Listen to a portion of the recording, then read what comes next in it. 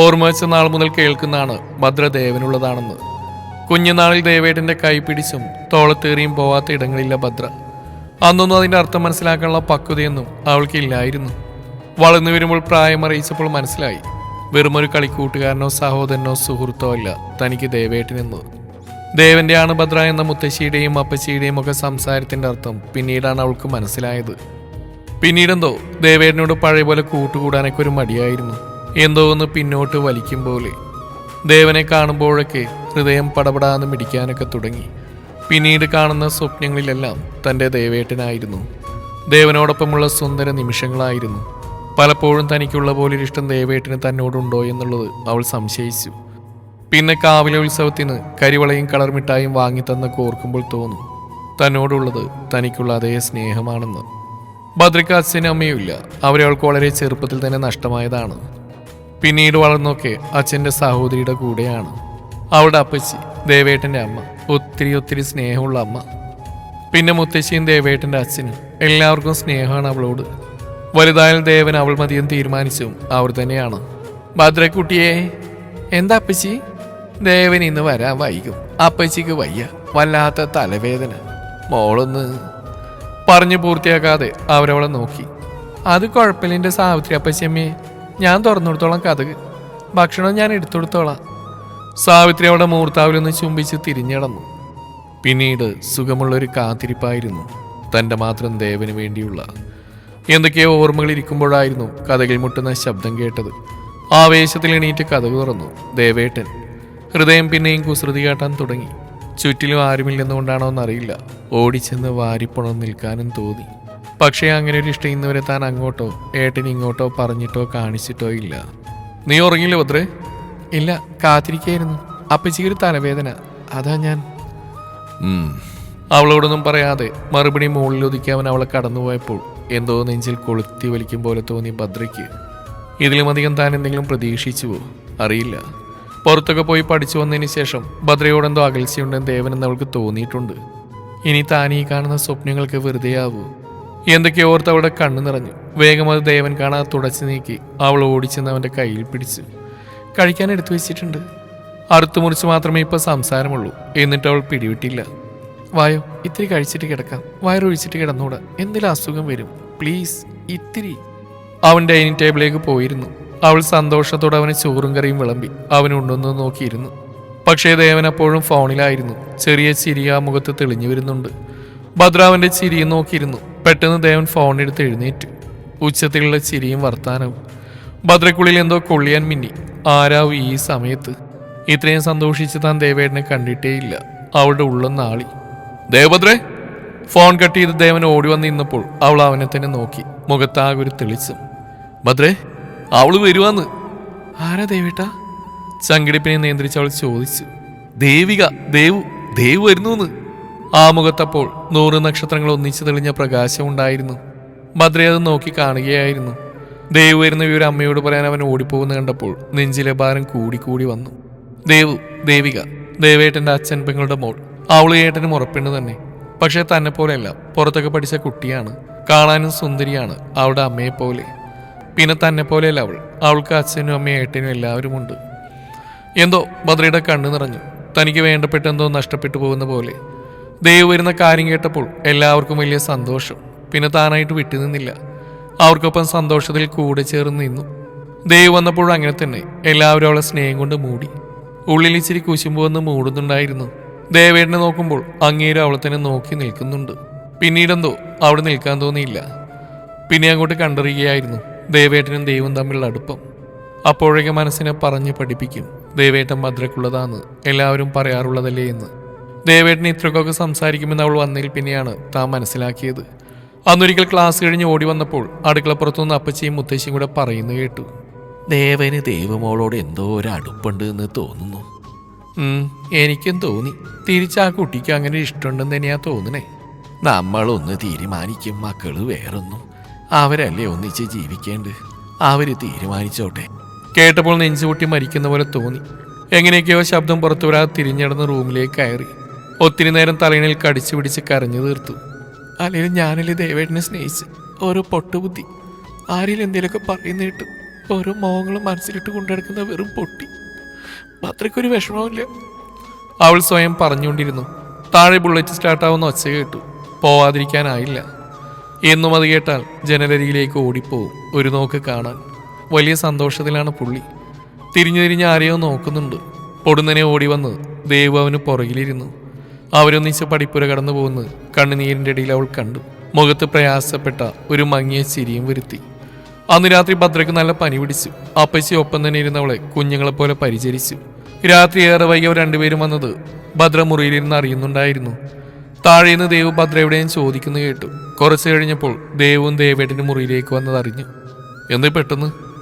ദേവേട്ടൻ നെറ്റിൽ കൈവച്ച് ചോദിച്ചു. എന്താണെന്നറിയില്ല എന്ന് വേഗം തന്നെ കണ്ണു ചിമ്മി കാണിച്ചു. എന്തോ ആകെപ്പാടെ ഒരു അസ്വസ്ഥത. ദേവ് 2 കവർ കയ്യിലേക്ക് വെച്ച് തന്നു. കൈ നീട്ടി വാങ്ങിയപ്പോഴേ മനസ്സിലായി അതിനകത്ത് ഉടുപ്പാണെന്ന്. നന്ദിയായി ഒന്ന് ചിരിച്ചു. ദേവ് വേഗം മുറിയിൽ നിന്ന് പോയി. ദേവേട്ടൻ അരികിൽ തന്നെ ഏറെ നേരം വീണ്ടും ഇരുന്നു. എന്തിനോ കണ്ണ് നിറഞ്ഞൊഴുകി. ദേവേട്ടൻ പതിയെ തുടച്ചു തന്നു. ഒന്നും പറയാതെ പുതപ്പിച്ച് തന്ന് മുറിവിട്ടിറങ്ങി. അന്ന് ഒത്തിരി കരഞ്ഞു. എപ്പോഴോ മയങ്ങി. ദിവസങ്ങൾ മാസങ്ങളായി. മനസ്സിൽ നിന്നെന്തോ പൂർണ്ണമായും ദേവേട്ടനെ പരിചരിയാൻ കഴിഞ്ഞില്ല. ഒരിക്കൽ ദേവേട്ടൻ്റെ അച്ഛൻ എല്ലാവരെയും ഉമ്മറത്തേക്ക് വിളിച്ചു. ഒപ്പം അവളും പോയി നിന്നു. ദേവേട്ടൻ്റെ കല്യാണമായിരുന്ന സംസാരം. നെഞ്ചു പൊട്ടുന്ന പോലെ തോന്നി. എങ്ങനെയൊക്കെയോ പിടിച്ചു നിന്നു. ദേവാ, എന്താ നിന്റെ അഭിപ്രായം? വലിയച്ഛനായിരുന്നു. നിങ്ങളുടെയൊക്കെ ഇഷ്ടം പോലെ. ദേവുനോ? കേട്ടു നിൽക്കാനാവാതെ ഭദ്രപതിയെ ഉള്ളിലേക്ക് കടന്നു നിന്നു. ദേവു, അവൾക്കെന്താ? ദേവന്റെ ആയിരുന്നു ചോദ്യം. അല്ല, ഇനി ചോദിച്ചില്ല എന്ന് പരാതി വേണ്ടല്ലോ. മുത്തശ്ശിയായിരുന്നു. അവിടെ അകത്തെ മുറിയിൽ ഒരു പെണ്ണ് നീറി മരിക്കാനായത് ആരും അറിഞ്ഞില്ല. അവളോട് ചോദിച്ചോ? ആരോട്? ഭദ്രയോട്.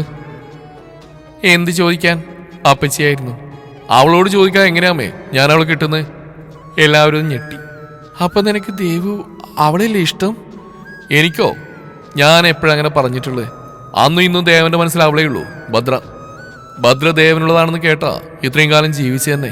അവരെല്ലാവരും ഒരു നിമിഷം ദേവുവിനെ നോക്കി. അവിടെയും നിറഞ്ഞ പുഞ്ചിരി മാത്രം. എന്താ എല്ലാവരും എന്നെ നോക്കുന്നേ?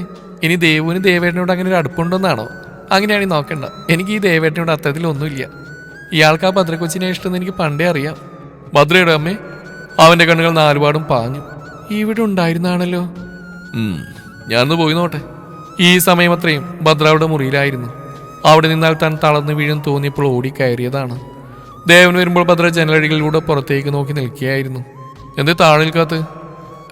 ഒന്നില്ല ദേവേട്ട, ഞാനവിടെ നിന്നിട്ടെന്താ, അതാ. പറയുമ്പോൾ അവിടെ വാക്കുകൾ മുറിയുന്നുണ്ടായിരുന്നു.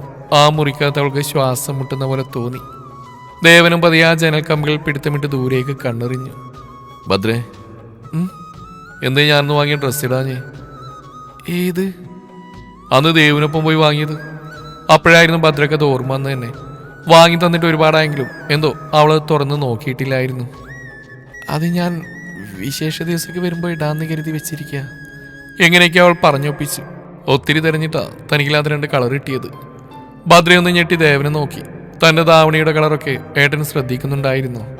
പിന്നെയും മനസ്സെന്തോ കൊതിക്കുന്ന പോലെ മനസ്സിനെ ശാസിച്ച് പിടിച്ചു നിർത്തി. നീണ്ട നിശബ്ദതയ്ക്ക് വിരാമം ഇട്ടതും ദേവനായിരുന്നു. അച്ഛൻ വിവാഹകാര്യം പറയുന്നു. പിന്നെ വയസ്സുമായില്ലേ? ഭദ്ര പ്രയാസപ്പെട്ടൊന്നും ചിരിച്ചെന്ന് വരുത്തി. ഇതുവരെ ഒന്നും പറഞ്ഞിട്ടോ കാണിച്ചിട്ടില്ല എന്ന് എനിക്കറിയാം. അത് എനിക്കുള്ളതാണെന്നുള്ള പൂർണ്ണ ബോധ്യമുള്ളതുകൊണ്ടാ. അവളെ പിടിച്ച് തനിക്ക് അഭിമുഖമായി ചുമരിനോട് ചാരി നിർത്തി. ഭദ്ര ഒരു പകപ്പോടെ ആ മുഖത്തേക്ക് നോക്കി. ഈ മനസ്സിൽ വേറെ ആരുടെങ്കിലും എന്തെങ്കിലും ഇഷ്ടമുണ്ടോ? മറുപടി ഉണ്ടെന്നെങ്ങാനും പറയുമോന്ന് അവന് നിമിഷം ഭയന്നു. അവൾ നിഷേധാർത്ഥത്തിൽ തലയാട്ടി. ദേവനും ദീർഘനിശ്വാസം വിട്ടു. എന്നിട്ട് ഭദ്രയെ നോക്കി ചിരിച്ചു. അവളുടെ 2 സൈഡിലും കൈവച്ചു. ഒരു കുസൃതിയോടെ അവളിലേക്ക് ഒന്നുകൂടെ ചേർന്ന് നിന്നു. എന്നോടുണ്ടോ അങ്ങനെ ഒരു ഇഷ്ടം? ഭദ്രയൊന്ന് ഞെട്ടി ദേവന്റെ മുഖത്തേക്ക് തന്നെ ഉറ്റുനോക്കി. കണ്ണുകൾ 2 നിറഞ്ഞ കാഴ്ചയെ മറക്കുന്നുണ്ടായിരുന്നു. അവൻ അവളുടെ താടിത്തുമ്പിൽ വിരൽ ചേർത്ത് മുഖമുയർത്തി. പറ, എന്നോടുണ്ടോ അങ്ങനെ ഒരു ഇഷ്ടം? അവൾ ഏതോ അത്ഭുത ലോകത്തെന്ന പോൽ അവനെ തന്നെ നോക്കി നിന്നു. കേൾക്കാൻ കൊതിച്ചതെന്തോ കേട്ടതുപോലെ ഒരു നിമിഷം ചുണ്ടുകൾ പുഞ്ചിരിച്ചു. അവൻ സുമരിനോട് ചേർത്ത് വെച്ച കൈ താഴേക്കിറക്കി അവളുടെ അരയിലൂടെ ദേഹത്തേക്ക് ചേർത്ത് വെച്ചു. തെന്നിമാറിയ സാരി തലപ്പിലൂടെ ദേവന്റെ കൈ വയറിൽ തൊട്ടപ്പോൾ ഭദ്രയൊന്ന് വിറച്ചു. പിടപ്പോടെ അവൾ അവളുടെ ദേവേട്ടന്റെ കണ്ണുകളിലേക്ക് ഉറ്റുനോക്കി. ആ കണ്ണുകളിൽ അവളപ്പോൾ കണ്ടു ഇത്രയും കാലം കാണാൻ ആഗ്രഹിച്ച പ്രണയം. ഭദ്രേ? ദേവൻ ഒന്നുകൂടെ അവളുടെ ഇടുപ്പിൽ അമർത്തിപ്പിടിച്ച് ചേർത്ത് നിർത്തി വിളിച്ചു. പറ, ഇഷ്ടമല്ലേ? അവിടെ എല്ലാവരും നിന്റെ മറുപടി കാത്തിക്കുക. എനിക്ക് നോവുന്നു പതിയെ, അവൾ താഴേക്ക് നോക്കി പറഞ്ഞു. ദേവൻ പതിയെ ഇടുപ്പിലെ കൈയൊന്ന് അയച്ചു. ഭദ്രയൊന്ന് ഞെട്ടിവിറച്ചു. ചെന്നിയിലൂടെ വിയർപ്പ് തുള്ളി ഒഴുകിയിറങ്ങി. ദേവൻ അവളെ വലിച്ച് നെഞ്ചോട് ചേർത്ത് പിടിച്ചു. ആ ഒരു നിമിഷം കൊണ്ട് തിരികെ അവൾ അവനെ വാരിപ്പുണർന്ന് കഴിഞ്ഞിരുന്നു.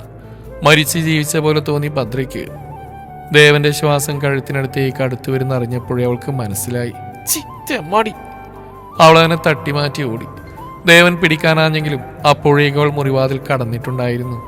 മുന്നിൽ നിൽക്കുന്നവരെ കണ്ട് ഭദ്രയൊന്ന് ചമ്മി.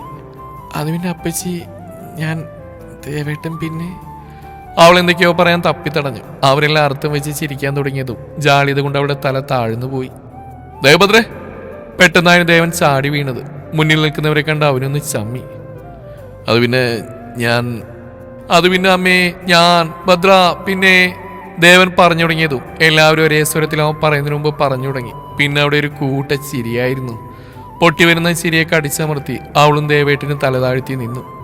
ദേവന്റെ അച്ഛൻ അടുത്തേക്ക് ചെന്ന് നിന്ന് അവളുടെ താടിയിൽ പിടിച്ചുയർത്തി. ഭദ്രക്കുട്ടിയെ ഓർപ്പിക്കാൻ പോവാ വല്യച്ഛൻ. ഇത് എന്റെ കുട്ടിക്ക് ഇഷ്ടമല്ലേ? നിറഞ്ഞ മനസ്സോടെയല്ലേ? അവളൊന്ന് പുഞ്ചിരിച്ചു. വല്യച്ഛൻ അവളുടെ തോളിൽ തട്ടി പതിയെ ഉമ്മറത്തേക്ക് പോയി. ബാക്കിയുള്ളവർ അദ്ദേഹത്തിന്റെ പിന്നാലെ ഇറങ്ങുന്നത് നോക്കിയവൾ പടികൾക്കരികിൽ നിന്നു. പുഞ്ചിരിയോടെ തിരിഞ്ഞപ്പോൾ ദേവൻ അവളെ തന്നെ നോക്കി കൈ രണ്ടും കെട്ടി കുസൃതി ചിരിയോടെ നിൽപ്പുണ്ട്. കൈ നിവർത്തി അടുത്തേക്ക് മാടി വിളിച്ചപ്പോൾ ഓടിച്ചെന്നാ നെഞ്ചിൽ ചാഞ്ഞു. അവൾ തല ഉയർത്തി നോക്കി. കുറച്ചുനേരം രണ്ടാളും പരസ്പരം ഒന്നും മിണ്ടാതെ നോക്കി നിന്നു. നാണം കൊണ്ട് അവളുടെ മുഖം താഴ്ന്നു തുടങ്ങിയിരുന്നു. ദേവൻ അവളുടെ മുഖം രണ്ട് കൈ കൊണ്ടും കോരിയെടുത്തു. പതിയെ അവളുടെ നെറ്റിത്തടത്തിൽ ചുണ്ടമർത്തി ചുംബിച്ചു. അവൾ നിർവൃതിയോടെ അവൻ്റെ മാറിലേക്ക് ചാഞ്ഞു കിടന്നു. കഥ ഇഷ്ടമായാൽ ലൈക്ക് ചെയ്യുക. നിങ്ങളുടെ അഭിപ്രായങ്ങൾ കമൻറ്റ് ചെയ്യുക.